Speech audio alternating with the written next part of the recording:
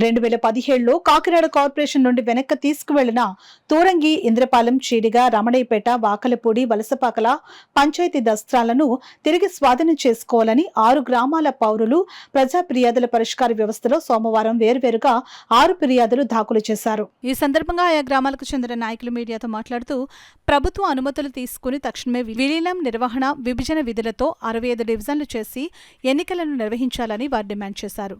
కలెక్టర్ను కలిసిన వారిలో నాయకులు సిహెచ్ అజయ్ కుమార్, అప్పారావు, పెద్దింశెట్టి రామకృష్ణ, వాసంశెట్టి చంద్రారావు, మేడ్శెట్టి రామ్మోహన్, మేడ్శెట్టి వెంకటరమణ, సల్లాది శ్రీనివాస్ బాబు, అంబడి రామకృష్ణ, టి రాజా, తిరుమలశెట్టి నాగేశ్వరరావు, తటపర్తి సుబ్బారావు, అనపర్తి ఏడుకొండలు తదితరులు పాల్గొన్నారు.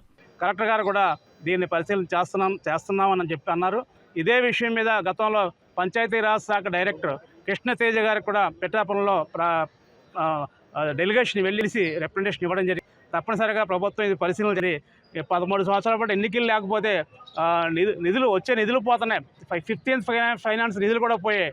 ఇట్లాంటి అనేక ఇబ్బందులు కలుగుతున్న నేపథ్యంలో గవర్నమెంట్ కూడా సానుకూలంగా ఉంది, పవన్ కళ్యాణ్ కూడా సానుకూలంగా ఉన్నారని చెప్పారు. అదే విషయాన్ని ఒకసారి కలెక్టర్ గారి కూడా దృష్టికి తీసుకొచ్చాం. మేము కోరేదంటే ఈ సందర్భంగా 2017లో గవర్నమెంట్ నోటిఫికేషన్ ఇచ్చి రికార్డులు, పంచాయతీ రికార్డులు వెనక్కి తీసుకోమని కోరిన తర్వాత గత ఐఏఎస్ నీతూ కుమార్ ప్రసాద్ గారు పోలీసు సిబ్బందితో ఈ 6 పంచాయతీల దగ్గరికి వెళ్ళి రికార్డులు స్వాధీనం చేస్తున్నారు. అంటే అప్పుడు నీతూ కుమార్ ప్రసాద్ కలెక్టర్, మున్సిపల్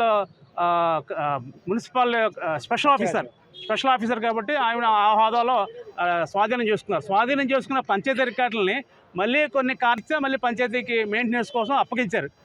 ఆ 2017 నుంచి ఇప్పటి వరకు కూడా ఆ ప్రాసెస్ పూర్తి చేయలేదు. 2017 కార్పొరేషన్ ఎన్నికలు జరిగాయి, 2021 సాగాయి. కార్పొరేషన్ అయినా గవర్నమెంట్ ఇచ్చిన ఆ స్టెప్ని పూర్తి చేయకుండా కార్పొరేషన్ కూడా తీర్మానం చేయలేదు, రికార్డులు స్వాధీనం చేసుకోలేదు. అందుచేత ఈరోజు ప్రత్యేకంగా కలెక్టర్ గారిని కోరింది ఏంటంటే, గతంలో ఇచ్చిన ప్రభుత్వ ఆదేశాలకు అనుకూలంగా ఆ పంచాయతీ రికార్డులని కార్పొరేషన్ స్వాధీనం చేసుకుని జరగాల్సిన విలీన ప్రక్రియ ఈజీగా అయ్యేదానికి చర్యలు తీసుకోమని చెప్పి కలెక్టర్ గారిని కోరాం.